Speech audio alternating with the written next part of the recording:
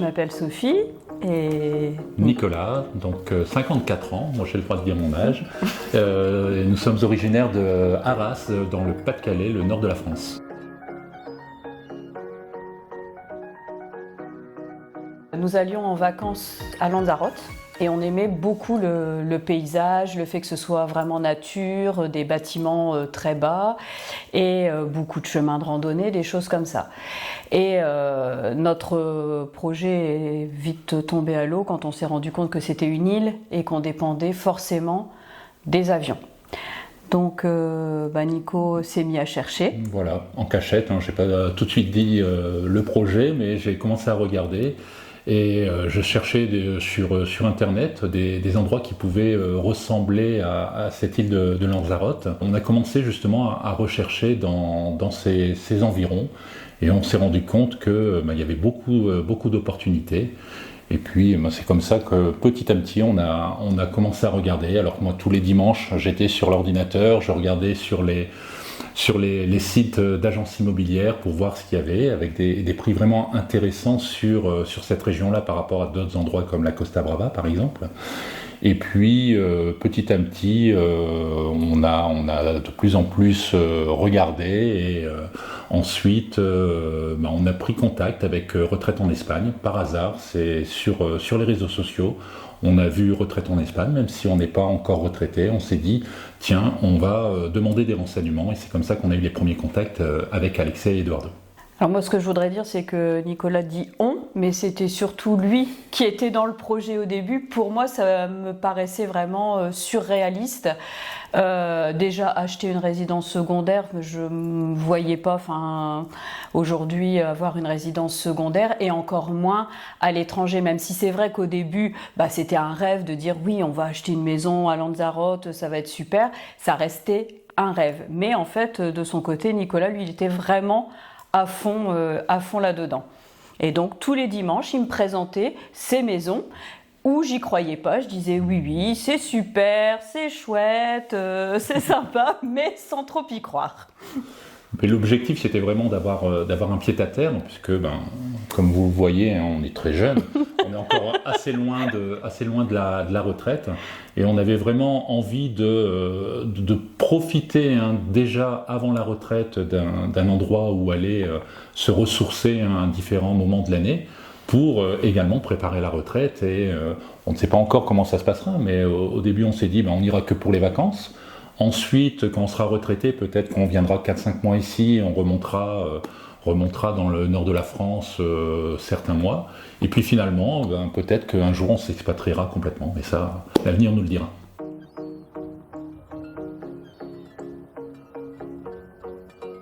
J'ai vu plusieurs commentaires de personnes qui avaient fait confiance à Eduardo et Alexei. J'ai pu échanger avec ces personnes. J'ai beaucoup échangé avec Alexei et Eduardo qui nous ont jamais pressés. Ils nous ont jamais dit il faut vous décider. Ils savaient qu'on avait besoin de prendre le temps, donc on a pris le temps.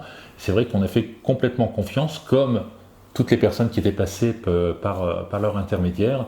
Et franchement, on ne le regrette pas. Et si j'avais un conseil à donner, tout à l'heure on donnait des conseils, mais c'est faites confiance à Alexei et Eduardo et vous ne le regretterez pas. Et encore maintenant, l'achat est réalisé depuis 2 ans, mais Eduardo et Alexei nous aident encore pour beaucoup de choses, que ce soit par rapport aux impôts, aux déclarations d'impôts qui sont faites. Et voilà pourquoi on a choisi Retraite en Espagne, même si on n'était pas retraité. D'ailleurs, il va falloir changer le nom.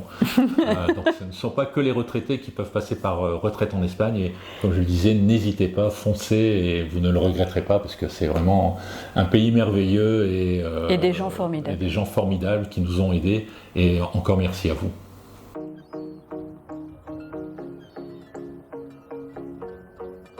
On s'est décidé d'aller voir sur place après plusieurs contacts avec Alexei et Eduardo. D'ailleurs, je les ai bien embêtés.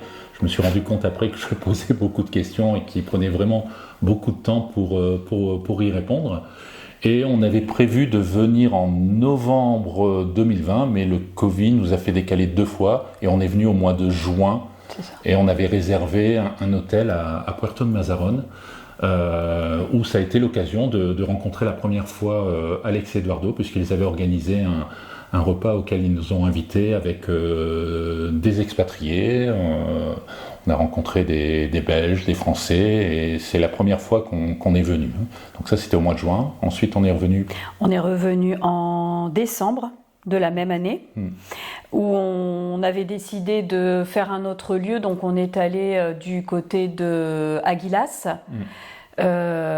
Pour voir si le lieu nous plaisait. Effectivement, ça nous plaisait aussi, mais moins d'activités, moins typique également. Moins typique. Et on a repassé une semaine ensuite à Bolnoebo.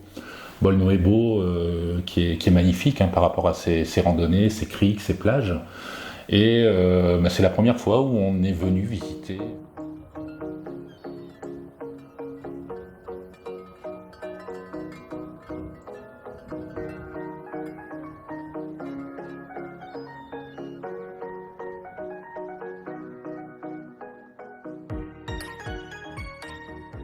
Nous sommes revenus au mois de mars, après avoir échangé avec Alexei Eduardo à distance, pour vraiment bien calibrer le projet pour qu'il nous sélectionne quelques biens qui pourraient correspondre pleinement à ce qu'on recherchait. On est revenu au mois de mars, où c'était la dernière semaine de pluie qu'on a eue depuis, parce que c'est vrai qu'on n'a pas eu de chance non plus au mois de mars, mais je vous rassure, là on est en décembre, on est en t-shirt, en short depuis 15 jours, et il fait un temps magnifique, et on a plus souvent du soleil que de la pluie.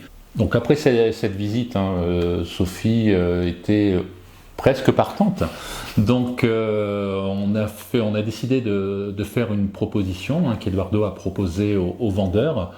Et quelques jours avant qu'on reparte, 4-5 jours avant, et on n'avait pas de réponse avant notre départ. Donc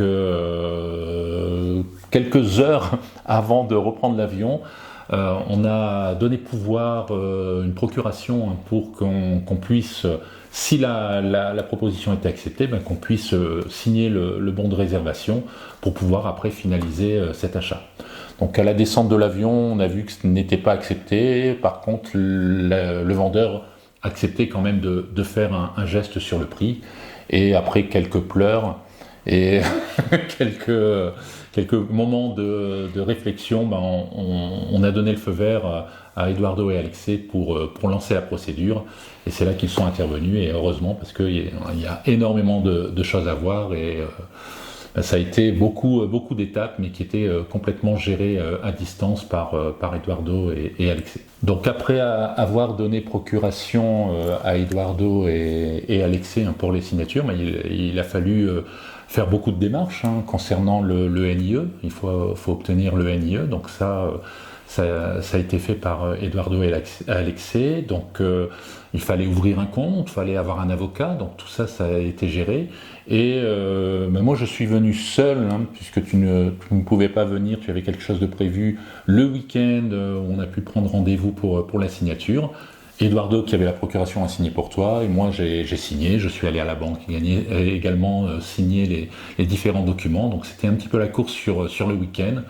Mais j'ai pu profiter d'un petit week-end quand même sympathique ici. La première fois, je suis venu la première fois en tant que propriétaire, donc pour faire toutes ces démarches.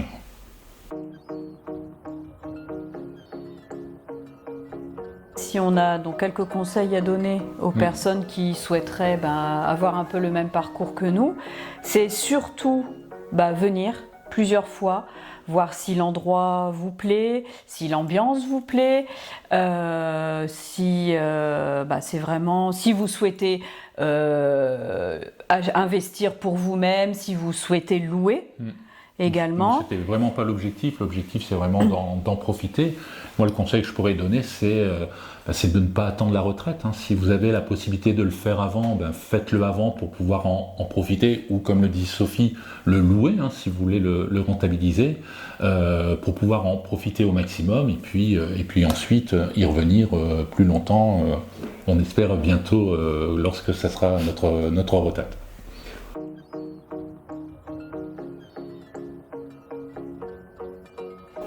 Alors ce qu'on aime ici, c'est aller faire des randonnées. Parce qu'on aime beaucoup marcher et on a installé une application qui s'appelle Komoot. On ne veut pas faire de pub, mais c'est gratuit et c'est super pratique parce que ici il y a beaucoup de montagnes et il ne faut pas partir tout seul à l'aventure parce qu'on peut se perdre, et c'est vrai que l'application est plutôt sympa et vous emmène dans des endroits vraiment que vous ne pourriez pas découvrir avec votre voiture. Donc ça, c'est vraiment une activité qui nous plaît beaucoup. Après, on aime profiter de la plage, de la piscine, aller au restaurant, rencontrer des amis qu'on a pu se faire ici sur place, partager des moments sympas. On aime parler la langue. Ça, c'est important parce qu'on s'est rendu compte, on essaie de faire l'effort petit à petit, donc on apprend à la maison avec des bouquins et on se rend compte que c'est vrai, dans les commerces, ils apprécient vraiment que on fasse l'effort d'essayer de se débrouiller, même si des fois ils switchent sur l'anglais parce qu'ils se disent que ça va être plus facile, mais on insiste et on essaie vraiment d'apprendre petit à petit l'espagnol et de s'intégrer vraiment aux coutumes espagnoles. C'est vrai qu'ici les paysages sont vraiment variés. On se retourne quand on est sur le solarium, on se retourne derrière, on a les montagnes dans lesquelles on peut aller faire des balades. De l'autre côté, c'est la mer, on peut aller se promener le long de la plage, s'arrêter au chiringuito, boire une petite cerveza. Faire du bateau, du canoë. Donc il y a vraiment plein d'activités. On a des villes sympas. Il y a Cartagena juste à côté, à une trentaine de minutes, qui est vraiment une très belle ville. Murcia. On a énormément de choses à faire et à chaque fois qu'on vient, on dit tiens, on va faire ça, et finalement on fait d'autres choses et on le reporte pour la prochaine fois. Mais vraiment beaucoup d'activités. Et ce qu'on apprécie sur le secteur dans lequel nous sommes, c'est vraiment le calme, le fait que ça ne soit pas bétonné, on n'a pas de grands bâtiments, c'est vraiment c'est authentique, c'est typique, donc c'est vraiment ce qu'on recherchait et ça nous fait penser de temps en temps à Lanzarote, et c'est vrai qu'on ne regrette pas, et vivement la prochaine fois qu'on revienne.